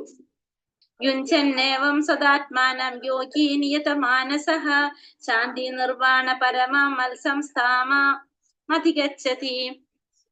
ഇങ്ങനെ മനസ്സ്, ശരീരം, പ്രവർത്തനങ്ങൾ എന്നിവകളെ നിരന്തരം ചൊൽപ്പടി നിർത്തിക്കൊണ്ട് ആത്മനിയന്ത്രണം സാധിച്ച അതീന്ദ്രിയജ്ഞാനി ഭൗതിക ജീവിതത്തെ അതിക്രമിച്ച് ദൈവ സാമ്രാജ്യം പോകുന്നു. അപ്പൊ ഇങ്ങനെ മനസ്സ്, ശരീരം, പ്രവർത്തനങ്ങൾ ഇവയെല്ലാം നിരന്തരം ചൊൽപ്പടി നിർത്തിക്കൊണ്ട് ഇതിനൊക്കെ നിരന്തരം ചൊൽപ്പടിയിൽ നിർത്തിയിട്ട് ആത്മനിയന്ത്രണം സാധിച്ച അതീന്ദ്രിയമായ ജ്ഞാനിക്ക് എന്ത് ചെയ്യാൻ സാധിക്കും? ജീവിത വിജയം സാധിക്കാം. ജീവിത വിജയത്തെ അതിക്രമിച്ചുകൊണ്ട് ദൈവ സാമ്രാജ്യം പ്രാപിക്കാനായിട്ട് സാധിക്കും. അപ്പൊ മനസ്സ്, ശരീരം, പ്രവർത്തനങ്ങൾ ഇതിനൊക്കെ ചൊൽപ്പടിയിൽ നിർത്തി ആത്മനിയന്ത്രണം സാധിച്ചു കഴിഞ്ഞാൽ ആ വ്യക്തിക്ക് എന്താണ്? അതീന്ദ്രിയ ജ്ഞാനി. ആ വ്യക്തി എന്ന് വെച്ചാൽ അതീന്ദ്രിയ ജ്ഞാനിക്ക് ഭൗതിക ജീവിതത്തെ മറികടന്നുകൊണ്ട് അതിക്രമിച്ചുകൊണ്ട് ഭഗവാന്റെ കൃഷ്ണപദം അല്ലെങ്കിൽ ദൈവ സാമ്രാജ്യം പോകാനായിട്ട് സാധിക്കും. യോഗ പരിശീലനം ഭൗതികതയിൽ നിന്നുള്ള വിമുക്തിക്കും കൃഷ്ണ സാക്ഷാത്കാരത്തിനുമാണ്. ആരോഗ്യത്തിനോ ശൂന്യതയിലേക്ക് പോകാനോ വേണ്ടി. അപ്പൊ യോഗ പരിശീലനം എന്താണ്? യോഗം എന്ന് പറഞ്ഞാൽ നമ്മൾ പറഞ്ഞു ഭഗവാനുമായിട്ടുള്ള കണക്ഷൻ, ഭഗവാനുമായിട്ട് ബന്ധിപ്പിക്കുന്നതാണ് യോഗം. യോഗ പരിശീലനം എന്ന് പറഞ്ഞു വെച്ചാല് ഭൗതികതയിൽ നിന്നുള്ള വിമുക്തി, ഭൗതികതയിൽ നിന്നുള്ള മുക്തിയും അതുപോലെ തന്നെ ഭഗവാനോടുള്ള സാക്ഷാത്കാരത്തിനാണ് നമ്മൾ എന്ത് പറയണത്? യോഗ പരിശീലനം കൊണ്ട് അർത്ഥമാക്കുന്നത്. ആരോഗ്യത്തിനോ ശൂന്യതയിലേക്കോ പോകാൻ വേണ്ടിയിട്ടുള്ളതല്ല എന്ത്? യോഗ പദ്ധതികളൊന്നും. നാത്യസ്നതസ്തു യോഗോസ്തി നാചൈകാന്തമനസ്നതഃ നചാതി സ്വപ്നശീലസ്യ ജാഗ്രതോ നൈവ ചാർജുന. ഈ ശ്ലോകത്തിൽ ഇവിടെ തെറ്റുണ്ട് കേട്ടോ. അത് നോക്കണ്ട, ബുക്ക് നോക്കിയാൽ മതി. അർജുന, വളരെ കുറച്ചു മാത്രം ഭക്ഷിക്കുന്നവർക്കും ഏറെ ഭക്ഷിക്കുന്നവർക്കും ഉറക്കമില്ലാത്തവർക്കും വേണ്ടതിലേറെ ഉറങ്ങുന്നവർക്കും യോഗിയാവാൻ കഴിയില്ല. ഇവിടെ എന്താ പറഞ്ഞത്? വളരെ കുറച്ചു മാത്രം ഭക്ഷിക്കുന്നവർക്ക്, ഏറെ ഭക്ഷിക്കുന്നവർക്കും ഉറക്കമില്ലാത്തവർക്കും വേണ്ടതിലേറെ ഉറങ്ങുന്നവർക്കും യോഗിയാവാൻ കഴിയില്ല എന്ന് ഭഗവാൻ അർജുനനോട് പറഞ്ഞു കൊടുക്കാണ്. യോഗിക്ക് ആവശ്യമായത് കർശനമായ ആഹാര നിയമവും കുറവായ നിദ്രയുമാണ്. അപ്പൊ കർശനമായിട്ടുള്ള ആഹാര നിയന്ത്രണവും അതുപോലെ തന്നെ കുറവായിട്ടുള്ള നിദ്ര, ഇത് രണ്ടും ആർക്ക് ആവശ്യമാണ്? യോഗിക്ക് അത്യാവശ്യമാണ്. അമിത ഭക്ഷണവും കൂടുതലായുള്ള ഉറക്കവും തമോ ഗുണത്തെ ഉണർത്തുന്നു. അപ്പൊ അമിതമായി ഭക്ഷണം കഴിക്കുക, കൂടുതൽ ഉറങ്ങുക, അത് നമ്മൾ എന്തിനുണർത്താണ്? തമോ ഗുണത്തിലേക്ക് നയിക്കുകയാണ്. നമ്മള് കൃഷ്ണനോട് അർപ്പിച്ച ജീവിതം മാത്രമേ യോഗ പരിപൂർണതയിലേക്ക് നയിക്കൂ. അപ്പൊ ഭഗവാനോട് അർപ്പിച്ച ജീവിതം മാത്രമേ നമ്മൾ എന്തിലേക്ക് നയിക്കുള്ളൂ? യോഗയുടെ പരിപൂർണതയിലേക്ക് നയിക്കുന്നുള്ളൂ. യുക്താഹാര വിഹാരസ്യ യുക്തചേഷ്ടസ്യ കർമ്മസു യുക്ത സ്വപ്നാവബോധസ്യ യോഗ ഭവതി ദുഃഖഃ. ആഹാരം, നിദ്ര, വിഹാരം, പ്രവൃത്തി എന്നിവയിൽ നിയന്ത്രണം പാലിക്കുന്നവന് യോഗ പരിശീലനം കൊണ്ട് സർവ്വ ദുഃഖങ്ങളും അകറ്റാൻ കഴിയും. അപ്പൊ ആഹാരം, നിദ്ര, വിഹാരം, പ്രവൃത്തി ഈ 4 കാര്യങ്ങളിൽ നിയന്ത്രണം പാലിക്കുന്നവൻ എന്ത് ചെയ്യാൻ സാധിക്കും? യോഗ പരിശീലനം കൊണ്ട് തന്നെ സർവ്വ ദുഃഖങ്ങളെയും നിയന്ത്രിക്കാനായിട്ട്, സർവ്വ ദുഃഖങ്ങളെയും അകറ്റാനായിട്ട് സാധിക്കുമെന്ന് പറയാണ് ഇവിടെ ഭഗവാൻ. അമിതമായ ഭക്ഷണവും അമിതമായ ഉറക്കവും യോഗ പുരോഗതിക്ക് തടസ്സമാണ്. ഭക്തൻ കൃഷ്ണാർപ്പിതമായ ജീവിതത്തിലൂടെ ഇന്ദ്രിയങ്ങളെ നിയന്ത്രിക്കുന്നു. ശുദ്ധവും നിയന്ത്രിതമായ ജീവിതമാണ് യോഗയിലെ അടിസ്ഥാനം. അപ്പോ അമിതമായ ഭക്ഷണവും ഉറക്കവും എന്താണ് സംഭവിക്കുന്നത്? യോഗ പദ്ധതിക്ക്, യോഗ പുരോഗതിക്ക് തടസ്സമാണ്. ഒരു ഭക്തൻ എന്ത് ചെയ്യണം? കൃഷ്ണാർപ്പിതമായ ജീവിതത്തിലൂടെ ഇന്ദ്രിയങ്ങളെ നിയന്ത്രിക്കണം. അങ്ങനെ ശുദ്ധവും നിയന്ത്രിതമായ ജീവിതമാണ് യോഗിയിലെ അടിസ്ഥാനം എന്ന് പറയുന്നത് എന്താണ്? ശുദ്ധമായിട്ടും നിയന്ത്രിതമായിട്ടുള്ള ഒരു ജീവിതം. അതാണ് യോഗിയുടെ അടിസ്ഥാനം. യഥാ വിനിയതം ചിത്തം ആത്മന്യേവാവ തിഷ്ഠതേ നിസ്പൃഹ സർവകാമേഭ്യോ യുക്ത ഇത്യുച്യതേ തഥാ. യോഗാനുഷ്ഠാനം കൊണ്ട് മാനസിക പ്രവർത്തനങ്ങളെ നിയന്ത്രിച്ച് അതീന്ദ്രിയാവസ്ഥയിൽ സ്ഥിതി ചെയ്യുമ്പോൾ ഭൗതികമായ ആഗ്രഹങ്ങൾ വെടിഞ്ഞ് അയാളെ യോഗായുക്തൻ എന്ന് പറയപ്പെടുന്നു. അപ്പൊ യോഗാനുഷ്ഠാനം കൊണ്ട് എന്താണ്? മാനസിക പ്രവർത്തനങ്ങളെ നിയന്ത്രിച്ച് അതീന്ദ്രിയാവസ്ഥയിൽ സ്ഥിതി ചെയ്യുമ്പോൾ ഭൗതികമായ ആഗ്രഹങ്ങൾ വെടിഞ്ഞ് അയാളെ യോഗായുക്തൻ എന്ന് പറയാം. അപ്പൊ യോഗായുക്തൻ എന്ന് പറഞ്ഞാൽ എന്താണ്? ഒരു യോഗായുക്തൻ എന്ന് പറയുന്നത് ആ ഒരു വ്യക്തി എങ്ങനെയാണ്? യോഗാനുഷ്ഠാനം കൊണ്ട് മാനസിക പ്രവർത്തനങ്ങളെല്ലാം നിയന്ത്രിക്കാണ്. യോഗ കൊണ്ട് മാനസികമായ പ്രവർത്തനങ്ങളെല്ലാം നിയന്ത്രിച്ച് അതീന്ദ്രിയ അവസ്ഥയിൽ സ്ഥിതി ചെയ്യുന്ന ഭൗതികമായ ആഗ്രഹങ്ങളെല്ലാം വെടിഞ്ഞ ആ വ്യക്തിയെ നമുക്ക് എന്ത് പറയാം? യോഗായുക്തൻ എന്ന് പറയാം. അപ്പൊ യോഗാനുഷ്ഠാനത്തിലൂടെ മാനസിക പ്രവർത്തനങ്ങളെ നിയന്ത്രിച്ച് അതീന്ദ്രിയ അവസ്ഥയിൽ സ്ഥിതി ചെയ്ത് ഭൗതികമായ ആഗ്രഹങ്ങൾ വെടിഞ്ഞ വ്യക്തിയെ നമ്മൾ എന്ത് പറയുന്നു? യോഗായുക്തൻ എന്ന് പറയുന്നു. ഒരു തികഞ്ഞ യോഗിയുടെ മനസ്സും ഇന്ദ്രിയങ്ങളും കൃഷ്ണപാദ സേവനത്തിൽ ഉറയ്ക്കുകയും എല്ലാ പ്രവർത്തികളും ഭക്തിമാർഗത്തിലെ ദിവ്യ സേവനമായി മാറുകയും ചെയ്യുന്നു. അപ്പൊ ഒരു തികഞ്ഞ യോഗി എങ്ങനെയായിരിക്കും?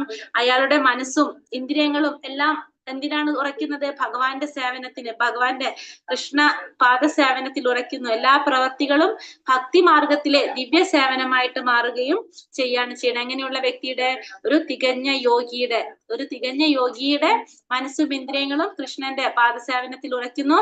എല്ലാ പ്രവർത്തികളും ഭക്തി മാർഗത്തിലെ ദിവ്യ സേവനമായിട്ട് മാറുകയാണ് ചെയ്യുന്നത്.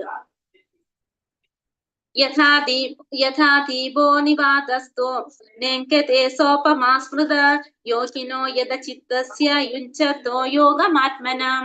കാറ്റു തട്ടാത്ത ഒരിടത്ത് വെച്ച ചാഞ്ചല്യമില്ലാത്ത ദീപനാളം പോലെയാണ് യോഗി. അദ്ദേഹം നിരന്തരം അതീന്ദ്രിയ സത്തയിൽ ധ്യാനമുറപ്പിച്ച് അക്ഷുബ്ധനായി നിലകൊള്ളും. അപ്പൊ കാറ്റ് തട്ടാത്ത ഒരിടത്ത് വെച്ച ചാഞ്ചല്യമില്ലാത്ത ദീപനാളം പോലെ. അപ്പൊ കാറ്റ് തട്ടാത്തൊരു സ്ഥലത്തൊരു ദീപനാളം കത്തിച്ചു വെച്ചാൽ എങ്ങനെയാണ്? അതിന് അനക്കം ഉണ്ടാവില്ല അല്ലെ? അതേപോലെ മനസ്സിനെ നിയന്ത്രിച്ചവനാണ് ആര്? യോഗി. അദ്ദേഹം നിരന്തരം അതീന്ദ്രിയ സത്തയിൽ ധ്യാനമുറപ്പിച്ച് അക്ഷുബ്ധനായിട്ട് നിലകൊള്ളാണ് ചെയ്യുന്നത്. യഥാർത്ഥ കൃഷ്ണഭക്തൻ കാറ്റില്ലാത്ത സ്ഥലത്ത് ദീപനാളം പോലെ അചഞ്ചലനായി ധ്യാനത്തിൽ നിൽക്കും. അപ്പൊ ഒരു യഥാർത്ഥ ഭക്തൻ എങ്ങനെയായിരിക്കും? കാറ്റില്ലാത്ത സ്ഥലത്ത് വെച്ച് ദീപനാളം പോലെയായിരിക്കും, ദീപം പോലെയായിരിക്കും. അത് അചഞ്ചലനായിരിക്കും, കാരണം അതൊരിക്കലും ചലിക്കാത്ത രീതിയിൽ അത് നിലനിൽക്കാണ്. അങ്ങനെയായിരിക്കും ഒരു യഥാർത്ഥ കൃഷ്ണഭക്തൻ ഉള്ളത്. യത്രോ പരമതോ ചിത്തം നിരുദ്ധം യോഗ സേവയാ യത്ര ചൈവാത്മനാത്മാനം പശ്യന്നാത്മനി തുഷ്യതി സുഖമത്യന്തികം യത്തത് ബുദ്ധിഗ്രാഹ്യമതീന്ദ്രിയം വേത്തി യത്ര ന ചൈവായം സ്ഥിതശ്ചലതി തത്വതഃ യം ലബ്ധ്വാ ചാപരം ലാഭം മന്യതേ സാനാധികം തതഃ യസ്മിൻ സ്ഥിതോ ന ദുഃഖേന ഗുരുണാപി വിചാല്യത്തെ തം വിദ്യാ ദുഃഖ സംയോഗം വിയോഗം യോഗ സംചിതം. സമാധി എന്ന പരിപൂർണ അവസ്ഥയിൽ മനസ്സ് യോഗാനുഷ്ഠാനം മൂലം ഭൗതികങ്ങളായ മനോവൃത്തികളിൽ നിന്നും തികച്ചും പിന്മാറിയിരിക്കും. നിർമ്മലമായ മനസ്സുകൊണ്ട് ആത്മാവിനെ സാക്ഷാത്കരിച്ച് ആത്മാവിൽ ആനന്ദം കൊള്ളാനുള്ള കഴിവ് ഈ പൂർണ്ണാവസ്ഥ സ്വാഭാവികമാണ്. ആനന്ദഭരിതമായ ആ നിലയിൽ അളവറ്റ അതീന്ദ്രിയ സുഖമാണ് ദിവ്യേന്ദ്രിയങ്ങളിലൂടെ ഒരാൾക്ക് അനുഭവപ്പെടുക. ഇതിലെത്തിയാൽ പിന്നെ ഒരിക്കലും സത്യത്തിൽ നിന്ന് ചലിക്കേണ്ടി വരില്ല. ഇതിലും വലിയ ഒരു നേട്ടമില്ലെന്ന് ബോധ്യപ്പെടുകയും ചെയ്യുന്നു. മാത്രമല്ല ഏതൊരു ആപത്ഘട്ടത്തിലും ഒരാൾ ക്ഷുബ്ധനാവുകയില്ല. ഭൗതികമായുള്ള ബന്ധത്തിൽ നിന്നുളവാകുന്ന സർവക്ലേശങ്ങളിൽ നിന്നുമുള്ള യഥാർത്ഥ മോചനമാണിത്. അപ്പൊ സമാധി എന്ന പരിപൂർണ അവസ്ഥയിൽ എങ്ങനെയാണ്? മനസ്സ് യോഗാനുഷ്ഠാനം മൂലം ഭൗതികങ്ങളായ മനോവൃത്തികളിൽ നിന്നും തികച്ചും പിന്മാറിയിരിക്കും. അപ്പൊ സമാധിയിൽ എത്തുമ്പോ മനസ്സ് എങ്ങനെയായിരിക്കും? യോഗാനുഷ്ഠാനം മൂലം ഭൗതികമായിട്ടുള്ള എല്ലാത്തിൽ നിന്നും പിന്മാറിയിട്ടുണ്ടാവും മനസ്സ്. അപ്പൊ സമാധി എന്ന് വെച്ചാൽ ഒരു പരിപൂർണ അവസ്ഥയാണ്. ആ അവസ്ഥയിൽ എത്തുമ്പോൾ മനസ്സ് ഭൗതികമായിട്ടുള്ള എല്ലാ പ്രവൃത്തികളിൽ നിന്നും പിന്മാറിയിട്ടുണ്ടാകും. നിർമ്മലമായ മനസ്സുകൊണ്ട് ആത്മാവിനെ സാക്ഷാത്കരിച്ച് ആത്മാവിൽ ആനന്ദം കൊള്ളാനുള്ള കഴിവ് ഈ പൂർണ്ണാവസ്ഥയിൽ സ്വാഭാവികമായിട്ടുണ്ടാവും. അപ്പൊ ഈ മനസ്സുകൊണ്ട്, നിർമ്മലമായി മനസ്സുകൊണ്ട് സ്വന്തം ആത്മാവിനെ സാക്ഷാത്കരിച്ച് ആത്മാവിൽ ആനന്ദം കൊള്ളാനുള്ള ഒരു കഴിവും എവിടെ ഉണ്ടാവും? ഈ സമാധി സ്റ്റേജിൽ ഉണ്ടാകും. പിന്നെ ആനന്ദഭരിതമായ ആ നിലയിൽ അളവറ്റ അതീന്ദ്രിയ സുഖം ദിവ്യേന്ദ്രിയങ്ങളിലൂടെ ഒരാൾക്ക് അനുഭവപ്പെടും.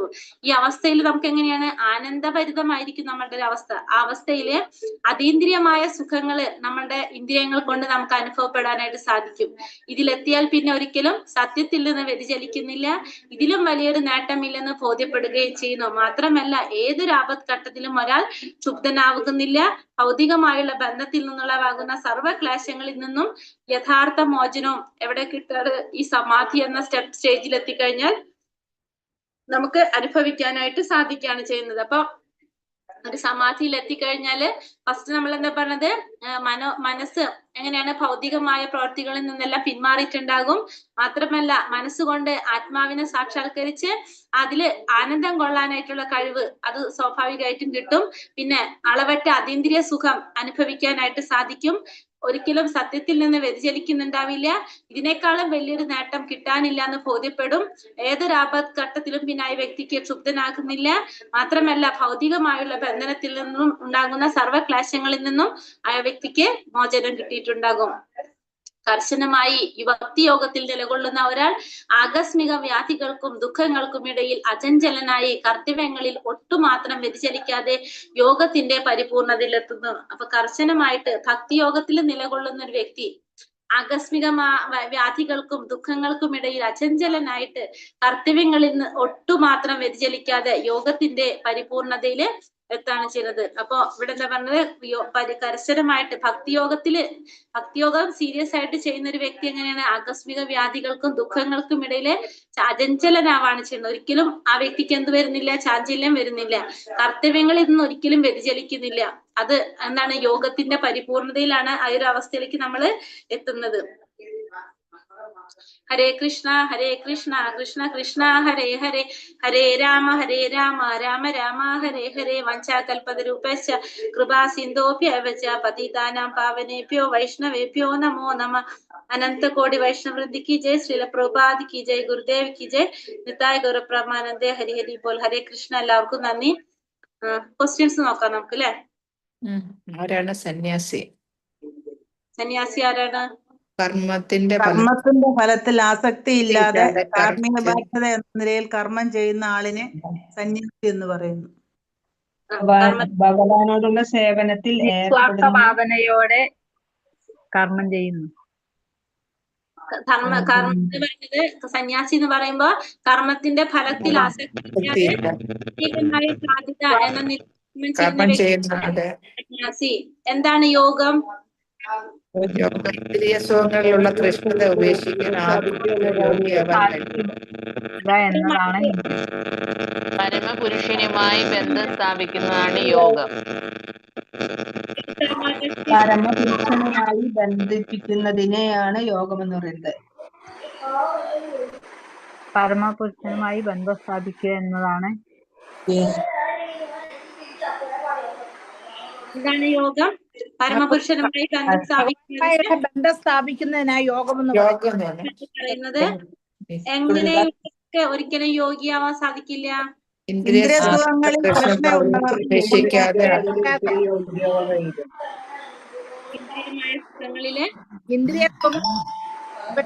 തൃഷ്ണ ഉപേക്ഷിക്കാതെ ആർക്കും ഒരിക്കലും യോഗിയാവാനായിട്ട് സാധിക്കില്ല.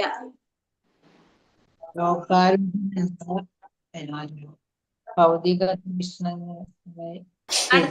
യോഗാരൂഢൻ എന്താണ്? അപ്പൊ രണ്ടാമത് മനസ്സിലായില്ല. ഇന്ദ്രിയ സുഖങ്ങളിലുള്ള തൃഷ്ണ ഉപേക്ഷിക്കാതെ ആർക്കും യോഗിയാവാൻ സാധിക്കില്ല. യോഗാരൂഢൻ ആരാണ്? ഭൗതിക സുഖങ്ങൾ ഉപേക്ഷിച്ച് ഇന്ദ്രിയ സുഖങ്ങൾക്ക് വേണ്ടിയോ പല ഉദ്ദേശിച്ചോ യാതൊന്നും പ്രവർത്തിക്കുന്ന ആളെ യോഗാരൂഢൻ എന്ന് പറയുന്നു. അതെ, ഭൗതികമായ ഇന്ദ്രിയ സുഖങ്ങൾക്ക് വേണ്ടി അല്ലെങ്കിൽ ഫലം ഉദ്ദേശിച്ച് യാതൊന്നും പറഞ്ഞാൽ ഒന്നും മനസ്സിലാവത്തില്ല. എല്ലാരും കൂടി ഇങ്ങനെ പറഞ്ഞാലും ഒന്നും മനസ്സിലാവത്തില്ല. എല്ലാരും മാതാജി തന്നെ അതിന്റെ ആൻസർ പറയണ പ്രയോജനമായിരുന്നു. ഹരേ കൃഷ്ണ. കാരണം കൊണ്ട് പറയുന്നതാണ്. എല്ലാത്തിന്റെ ആൻസർ എല്ലാവർക്കും അറിയുന്നോണ്ട് അവര് പറയുന്നതാണ്. നമ്മൾ അതേപോലെ നോക്കിക്കഴിഞ്ഞാൽ അറിയാൻ പറ്റും. യോഗാരൂഢൻ എന്നാൽ എന്താണ്? ഭൗതികമായ തൃഷ്ണകളെല്ലാം ത്യജിച്ച് ഇന്ദ്രിയ സുഖങ്ങൾക്ക് വേണ്ടി അല്ലെങ്കിൽ ഫലം ഉദ്ദേശിച്ച് യാതൊന്നും പ്രവർത്തിക്കാത്ത ആളെ എന്തെന്ന് പറയാം? യോഗാരൂഢൻ.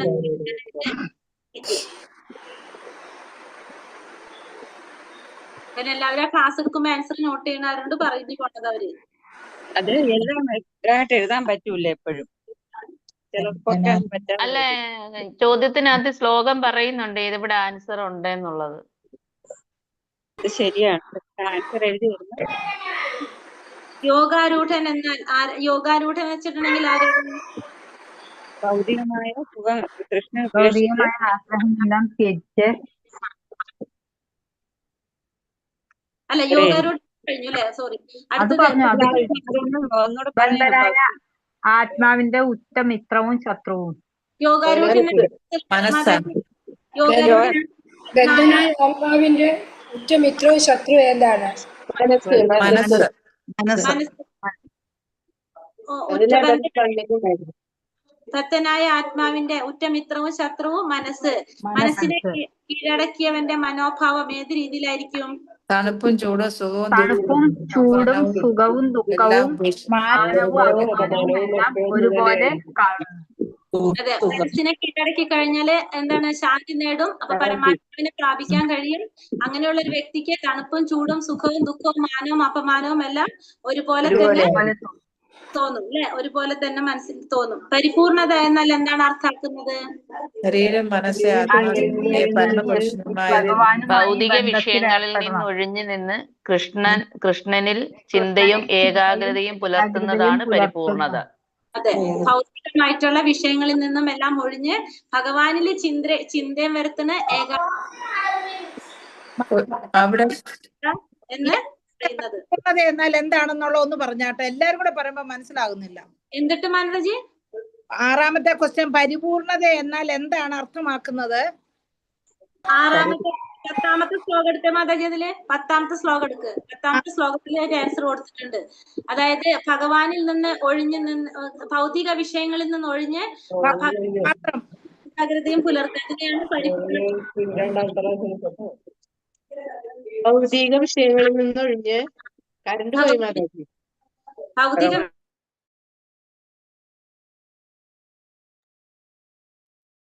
കേൾക്കുന്നില്ലല്ലോ.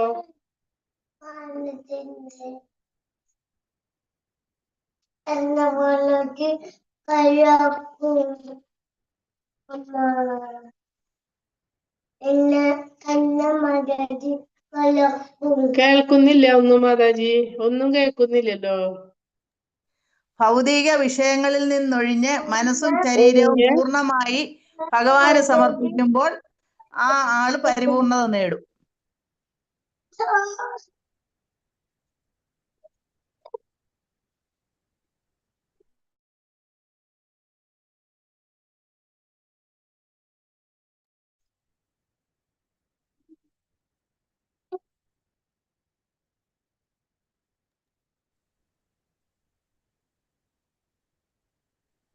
ഒന്നുകൂടി പറയാമോ? പരിപൂർണതയാണോ? അതെ അതെ, കരണ്ട് പോയി, ഇവിടെ നെറ്റില്ല. ഭൗതിക വിഷയങ്ങളിൽ നിന്ന് ഒഴിഞ്ഞ് മനസ്സും ശരീരവും പൂർണ്ണമായും ഭഗവാനിൽ സമർപ്പിക്കുക. അപ്പൊ ആ മനുഷ്യൻ പരിപൂർണതയിലെത്തും.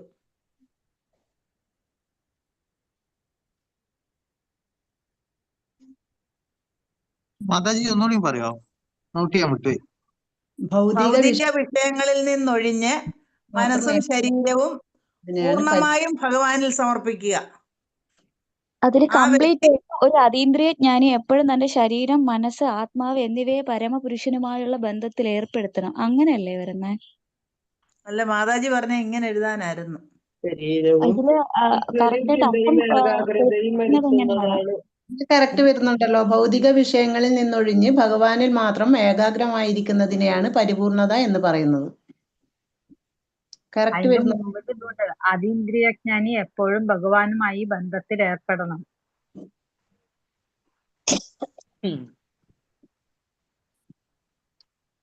ഞാനെഴുതിയ അങ്ങനെയല്ല. തങ്ങളുടെ പദ്ധതികളെ നിരന്തരം ഉദ്ബോധിപ്പിക്കും. ഇവിടെ എല്ലാവർക്കും 10ാമത്തെ ശ്ലോകം.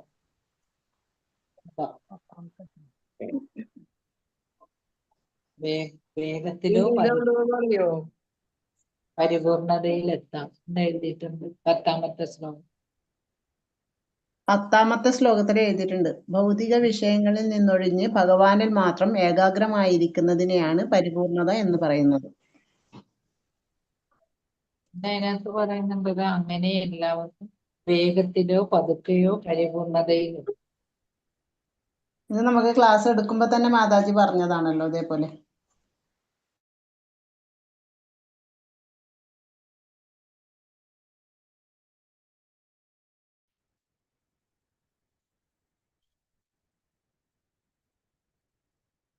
മാതാജിയെ കാണുന്നില്ല.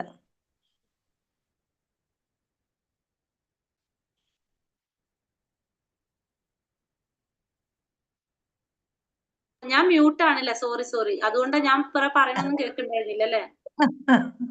ഹരേ കൃഷ്ണ. മാതാജി, ഈ പരിപൂർണത എന്നാൽ എന്താണെന്നുള്ളതിന്റെ നിർവചനം നമ്മൾ എഴുതേണ്ടത് ഭൗതിക വിഷയങ്ങളിൽ നിന്നൊഴിഞ്ഞ് മനസ്സും ശരീരവും പൂർണ്ണമായും ഭഗവാനിൽ സമർപ്പിക്കുന്ന ആൾ പരിപൂർണതയിലെത്തുന്നു. അതെഴുതിയാ പോരെ? 10ാമത്തെ ശ്ലോകത്തില് കൊടുത്തിട്ടുണ്ട് അത് കറക്റ്റ് ആയിട്ട്. ഞാൻ അതപ്പോ പറഞ്ഞു, അത് തന്നെ എഴുതിയാൽ മതി നിങ്ങൾ, വേറെ ഒന്നും എഴുതണ്ട.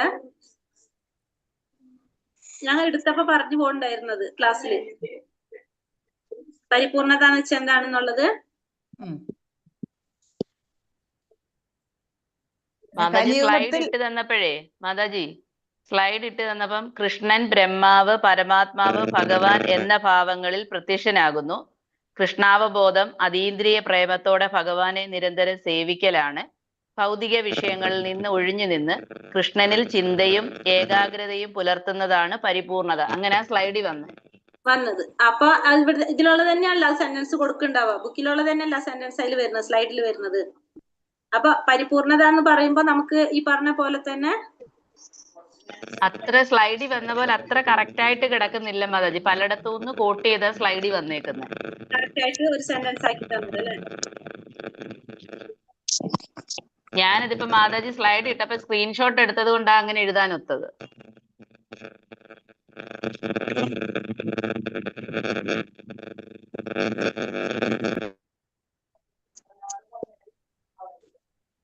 അപ്പൊ സ്ലൈഡിൽ എന്താ നമ്മൾ കണ്ടത്? പറഞ്ഞത് ഇവിടെ ഉണ്ട്, കൃഷ്ണാവബോധം, അതായത് ബ്രഹ്മം, പരമാത്മാ, ഭഗവാൻ, പരമസത്യത്തെ കുറിച്ചുള്ള അയാളുടെ അറിവാണ് പൂർണ്ണമാണ്.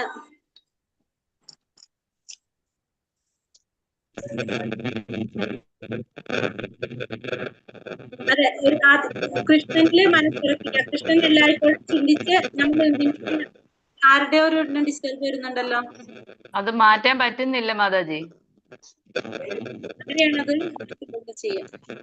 ആരുടെയോ ഇയർഫോണാണ്, ഇയർഫോൺ ചേഞ്ച് ചെയ്താൽ ശരിയാവും. മ്യൂട്ടായപ്പോ ശരി, ആരെയാണെന്നറിയില്ല, ആരും മ്യൂട്ടായപ്പോ ശരി.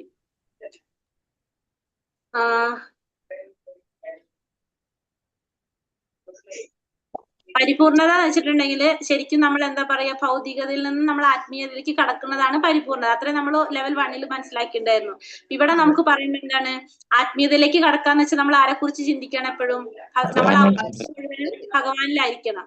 നമ്മള് ഭഗവാനെ നിരന്തരം സേവിക്കുക. നമ്മൾ ഭൗതികമായ വിഷയങ്ങളിൽ നിന്ന് ഒഴിഞ്ഞ് ഭഗവാനില് നമ്മുടെ ചിന്തയും നമ്മളുടെ ഏകാഗ്രതയും പുലർത്തുക. അതിനാണ് നമുക്ക് എന്ത് പറയാം? പരിപൂർണത സാധിക്കും.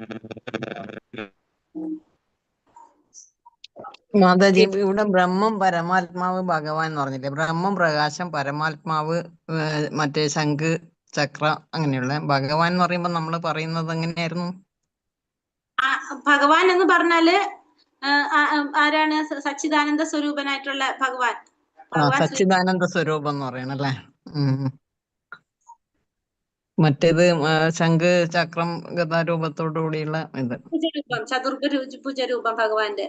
അടുത്ത ക്വസ്റ്റ്യൻ, യുഗമോക്ഷത്തിനുള്ള ഏകമാർഗം എന്താണ്? ഭഗവാന്റെ ഹരിനാമ കീർത്തനം, നാമസങ്കീർത്തനം. എങ്ങനെയുള്ളവർക്ക് യോഗിയാവാൻ കഴിയില്ല എന്നാണ് ഭഗവാൻ പറയുന്നത്? വളരെ കുറച്ച് മാത്രം ഭക്ഷിക്കുന്നവർക്കും കൂടുതൽ ഭക്ഷിക്കുന്നവർക്കും ഉറക്കമില്ലാത്തവർക്കും ഉറക്കമില്ലാത്തവർക്കും യോഗിയാവാൻ കഴിയില്ല എന്ന് പറഞ്ഞു അല്ലേ? സമാധി എന്ന് വെച്ചാൽ എന്താണ്?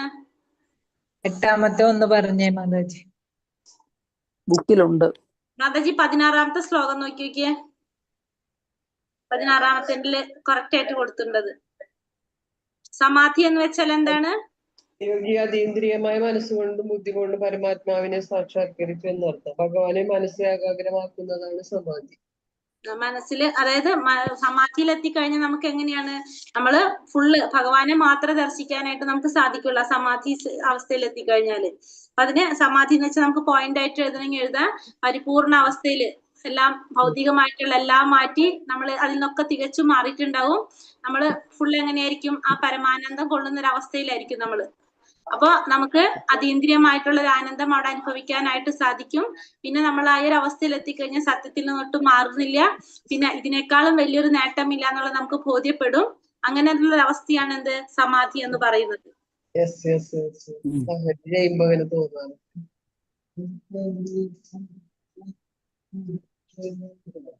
എങ്ങനെ